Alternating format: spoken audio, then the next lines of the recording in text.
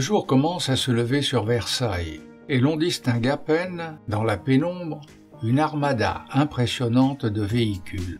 Au fur et à mesure que le ciel s'éclaircit, on voit des motos, des camions et des voitures de toutes sortes.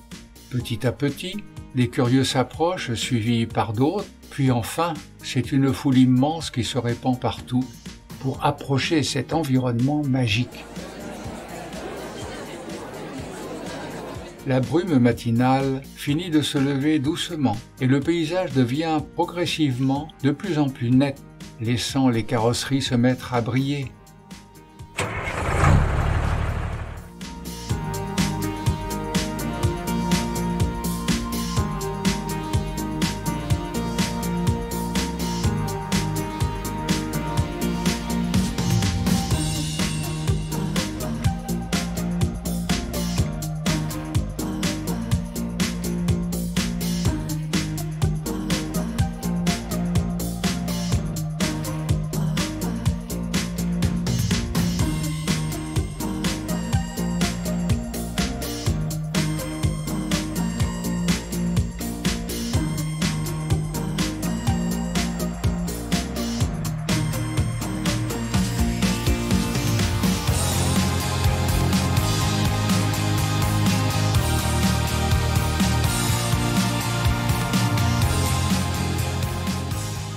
La statue de Louis XIV pouvait observer du haut de son cheval cet attroupement lui rappelant peut-être l'avènement de la Révolution française.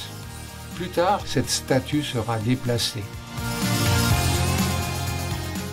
Nous sommes le 1er janvier 1988.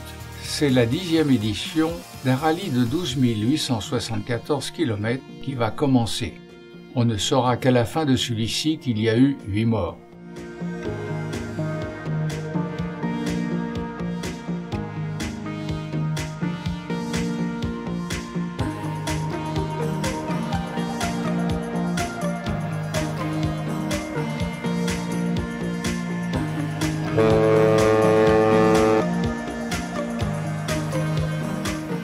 C'est au moment où le rallye continue, malgré le décès de son créateur Thierry Sabine, qui est mort dans un accident d'hélicoptère le 14 janvier 1986 à l'âge de 36 ans, et que certains se questionnent encore sur l'avenir de cet exploit humain.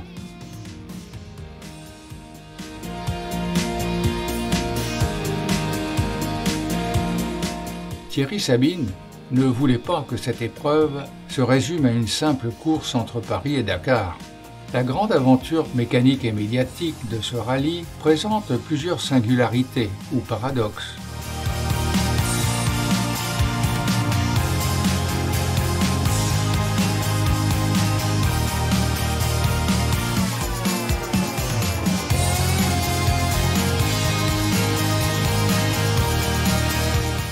Jamais ce marathon des sables n'a connu une telle participation. La sponsorisation accompagne les camions, bardés d'autocollants, même sur les pare-brises. Le Paris-Dakar est devenu international et professionnel.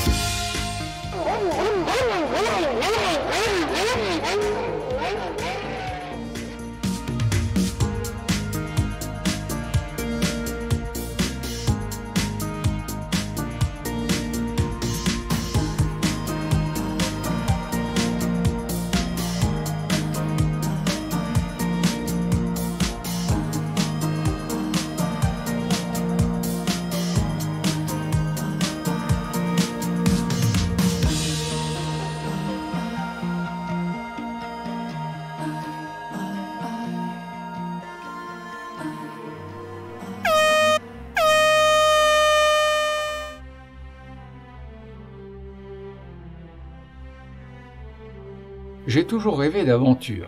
Ma route a croisé ceux qui participaient à des exploits incroyables.